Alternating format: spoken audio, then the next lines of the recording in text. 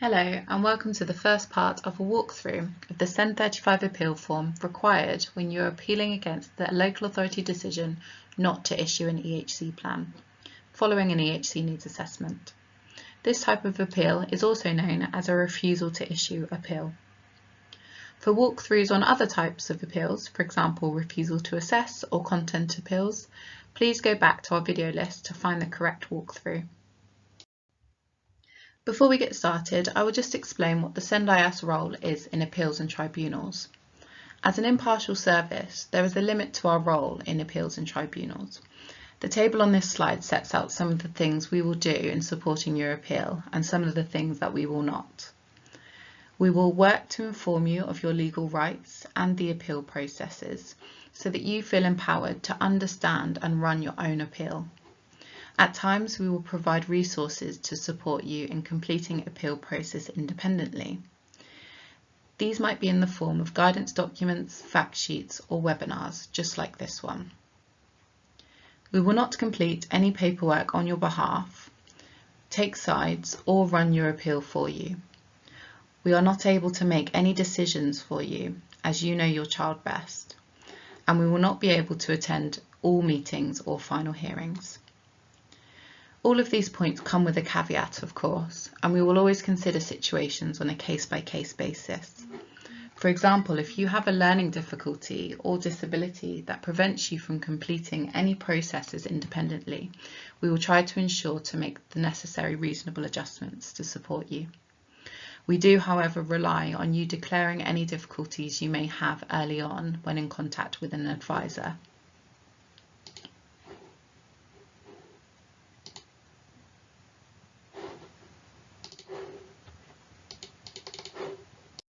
Another point to consider before we get started on the appeal form is whether you've considered legal aid. Legal aid are another avenue of support that may be able to support you with preparing your case and include funding for additional evidence that can be obtained from independent reports. You may be eligible for this if you are on a lower income or receiving certain types of benefits. Legal help through legal aid does not cover representation in the final hearing, however. For more information on legal aid or to check your eligibility, please follow the link on this slide and there'll be a link in the video description below. So let's get started with the appeal form. Page 1 of the appeal form gives you key information about the appeal. You'll be able to see a screenshot of the first page here, but please do take the time to read this page in full on your own appeal form, as this is just a section of it. This page explains who can bring an appeal to the tribunal. The majority of the cases we might support involve children, i.e. under 16, whereby parents or carers submit appeals on their behalf. For young people aged 16 and over, it is presumed that a young person has mental capacity to bring the appeal themselves. This isn't always possible, therefore the young person can appoint an advocate to bring the appeal. This can be a parent, family member, or independent advocate. A representative can also be appointed to act on their behalf. Section 1 is relatively straightforward and is just asking you to fill out the details of your child or young person. When it comes to filling out your form, please take the time to read this page in full to ensure your understanding.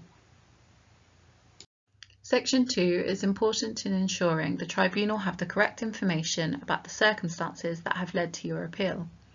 The first 6 options set the scene. However, there is just one scenario we are concerned with this type of appeal, and that is the first option on the list, which you can see on the slide here. The local authority have secured an EHC needs assessment but refused to make an EHC plan. You may have been issued with the non-statutory plan as an alternative. The second part of this checklist is not relevant to this type of appeal, as there is no EHC plan and therefore no parts of the EHCP that you can disagree with. This page of the appeal form is not relevant as there is no EHCP and therefore no section I to appeal against. You can either leave this blank or write not applicable into the appeal form.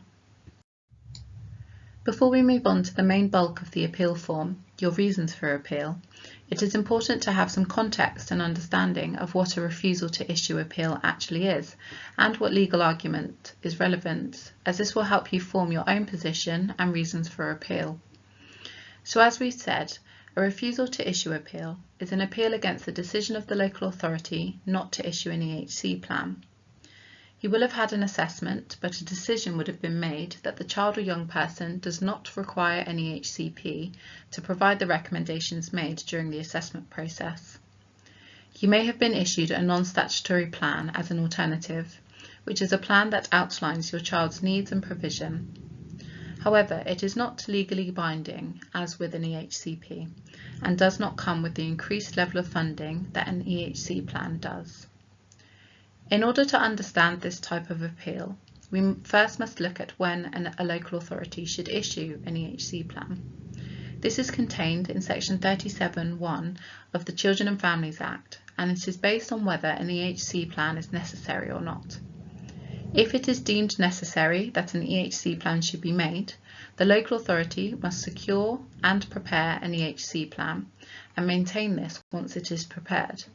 But what does necessary mean? There is no legal definition of necessary, which means there is a degree of flexibility here. Essentially, the argument is around the special educational provision identified in the assessment process. If this special educational provision can be provided without an EHCP, i.e. within the school's resources, then an EHC plan is not required. If the special educational provision identified goes above what is ordinarily available in schools and therefore cannot be provided within the school's resources, then an EHC plan is required. This is helpfully framed in the flowchart on this slide using the question, will the child or young person receive the special educational provision without an EHCP? It may be helpful to think about what would ordinarily be available to schools in terms of their SEN notional budget. This is a clearly identified notional budget within their overall budget allocation, intended towards the cost of supporting pupils with SEN by securing special educational provision. All mainstream schools and academies receive this notional budget, which equates to around £6,000 per pupil. The expectation, therefore, is that the school support the pupil using this budget, and anything that goes beyond that goes beyond what is ordinarily available. Whilst this figure is set out in central and local government policy, passing this threshold is not a legal requirement for deciding whether to issue an EHC plan or not. Special educational provision is not always about cost.